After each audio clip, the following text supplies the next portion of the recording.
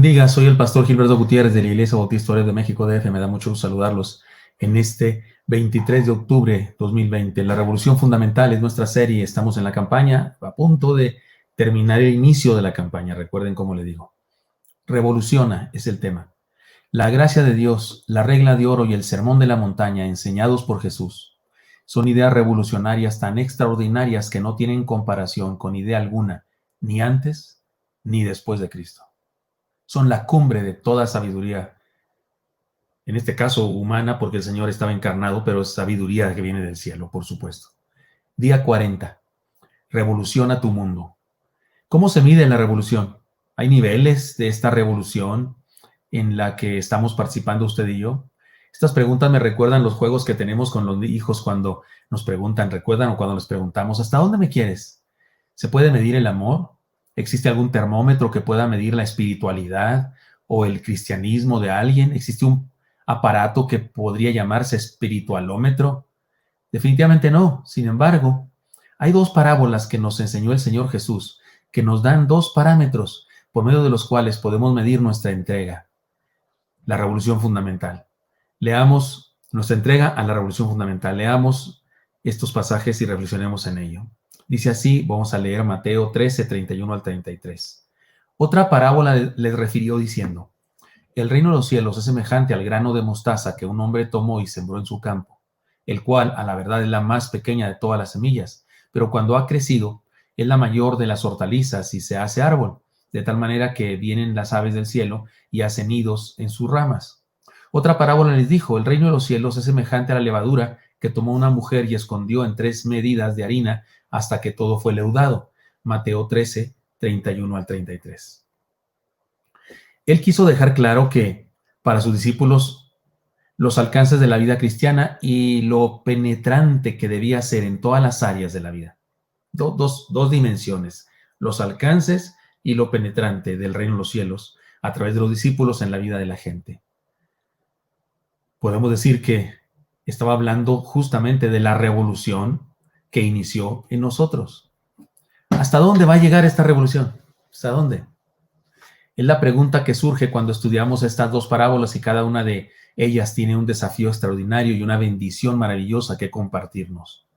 Cuando las estudiamos, entendemos de una forma más seria lo que la vida cristiana es y cómo puede medirse. Veamos lo que nos enseñan. Número 1. La revolución debe comenzar conmigo y llegar hasta mi prójimo. Hubo alguna vez un anuncio de televisión que vendía relojes, que según ellos eran tan bonitos hasta la pared de enfrente.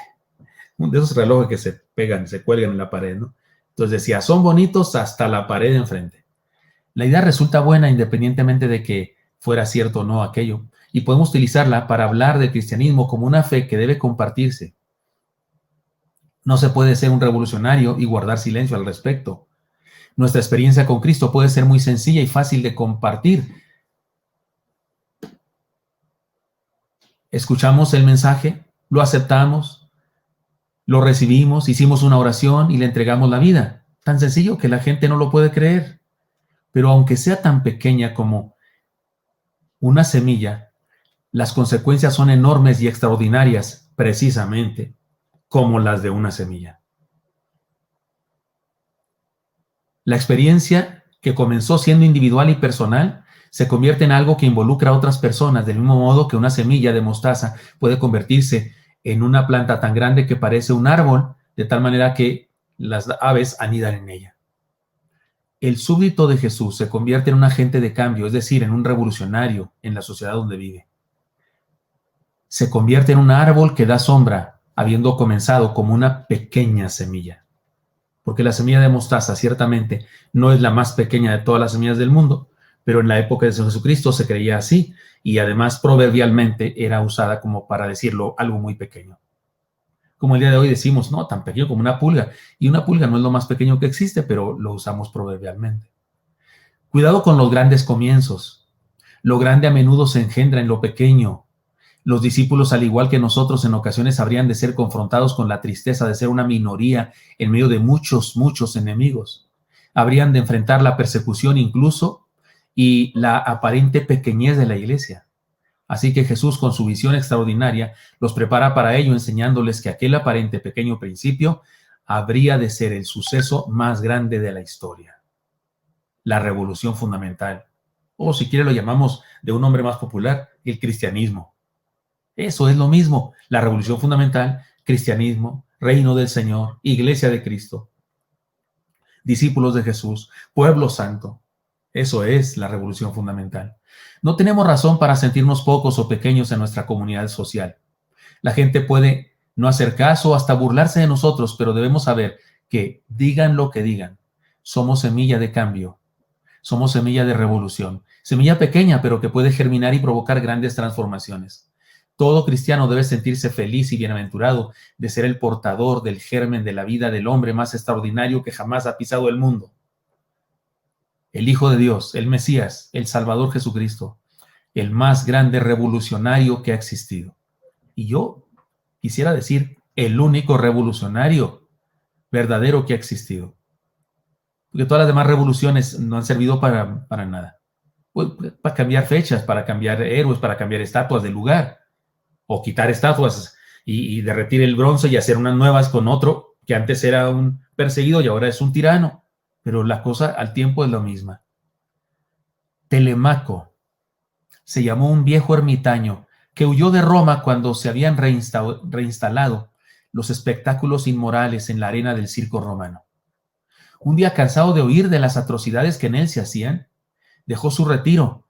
Entrando en la arena, se puso en el centro de la arena y alzó su voz a toda la gente que ahí estaba para decir: ya basta de sangre y pecado. Fue lo último que dijo, pues fue asesinado por la chusma enardecida que se había reunido para ver correr sangre. Cuando todo hubo terminado, la gente meditó sobre lo acontecido y al ver muerto en la arena a un santo, no tuvo más remedio que abandonar el lugar entre la vergüenza y la culpa que experimentaban. Nunca más, hasta el día de hoy, se ha vuelto a usar dicho lugar para tales cosas y su fin fue causado por un solo hombre, un solo, pequeño, débil cristiano. Cuando mi esposa y yo fuimos a Europa, fuimos a Roma y fuimos ahí al Coliseo, yo no sé, mucha gente muy sonriente, tomándose fotos, pero yo soy de esos bichos raros. Tal vez yo me sentía extraño ahí, porque yo decía, aquí mataron a cristianos. Aquí murieron muchos hijos de Dios. Aquí se les gritó, se les injurió, se les echaron fieras o gladiadores para que los mataran. ¿Qué tiene de bonito este lugar? Pero ahí les voy. Si es una construcción que debió ser impresionante, pero está en ruinas.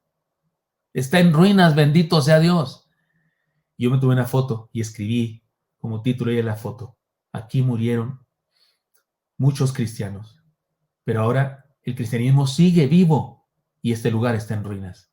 Es que sí, cuando vaya, tómese fotos, pero no pierda de vista eso, está en ruinas, ya no sirve. Solo se utiliza para hablar de lo que fue un gran imperio, pero que decayó hasta lo profundo, fue destruido. Y el cristianismo, que ese imperio quiso destruir, sigue vigente. Martin Luther King fue un pastor bautista de raza negra quien vivió en la época en que los Estados Unidos de Norteamérica se discriminaba por la ley a los negros. Él levantó su voz en contra de la discriminación racial y nos contó un sueño: ver jugar a un niño negro con una niña blanca y un amigo oriental con la misma pelota. Jamás lo vio realizado porque fue asesinado en una campaña, pero los resultados que hubo en la sociedad donde vivió son incuestionables, porque se cambiaron las leyes, por lo menos. Sigue habiendo gente que discrimina, pero las leyes ahora lo prohíben. Que la revolución que Dios está haciendo en nuestra vida llegue hasta el prójimo. Pero además la revolución comienza en mi corazón y debe llegar hasta el último centímetro de mi piel. En esta parábola nuestro Señor Jesucristo se introduce hasta la intimidad de nuestro hogar y utiliza un sencillo ejemplo muy entendible en aquella época para hablarnos de lo penetrante de su vida en cada parte de nuestro ser.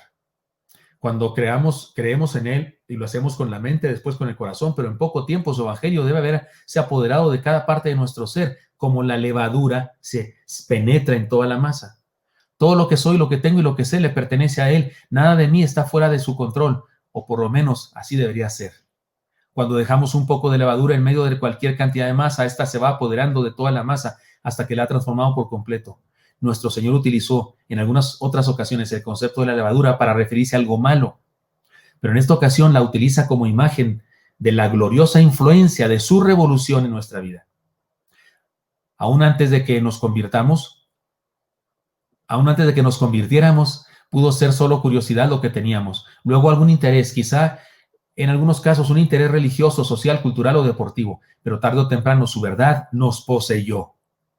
El pan con levadura es diferente al pan de levadura en la textura. El pan sin levadura es duro y seco y el pan con levadura es blando, esponjoso y suave, más sabroso, por cierto. No hay razón para vivir vidas desabridas o desagradables, pudiendo tener una vida como un pastel. Todo lo que hay que hacer es dejar que las enseñanzas de Jesús nos transformen, que se apoderen de nosotros, que se apodere de nosotros la revolución. Esta es la razón por qué llaman locos a los cristianos, en aquella época y ahora también. Los que no conocen el mensaje transformador de la fe nos llaman locos. Una gran verdad se ha apoderado de ellos, de los cristianos, y son esclavos de Jesús. Esa gran verdad se ha apoderado de todas las áreas de su vida, sentimientos, emociones, relaciones, pensamientos, hábitos, lenguaje, trabajo, casa y escuela, y en fin, les ha revolucionado por completo. Dejemos que la revolución fundamental nos inunde. Está claro, nuestra revolución se mide en la distancia que hay entre nuestro corazón y la persona más lejana que alcanzamos con el amor de Dios. Entonces sí se puede medir. ¿Hasta dónde llega la revolución de Jesús en mi vida? Hasta dónde llega la persona más lejana que Dios ha alcanzado por causa de mi revolución en el corazón. La revolución fundamental comienza en nuestro corazón, pero nos inunda como la levadura en la masa y nos convierte en agentes de cambio, es decir, en revolucionarios cuya misión es revolucionar el mundo entero. Hay mucho más que decir en torno a la palabra, pero les propongo que sean ustedes los que mediten en esto, en esta revolución, con estas preguntas. Número 1, ¿qué cosa de su vida debe cambiar para ser un revolucionario? 2, ¿qué principios o valores le gustaría adquirir para participar en este proceso de transformación del mundo? 3, ¿qué petición le quiere hacer a Dios para que su proceso de transformación en esta área de su vida sea realizado? 4, ¿qué cosas le gustaría cambiar de este mundo en que vivimos? 5, ¿qué puede hacer usted para ayudar a cambiar lo que ha descrito en la pregunta anterior? 6, escriba el nombre de 3 personas que le gustaría que Dios tocara y revolucionara sus vidas. 7, haga un plan específico para hablar con las personas que acaba de anotar. Ore por ellas y cuanto antes, compártales lo que usted ha experimentado. Revolucionemos. Se trata de mucho más que ideas y doctrinas, se trata de vivencia y esto puede hacer una gran diferencia en relación a nuestro destino eterno y con relación a la manera como vivimos el tiempo antes de partir.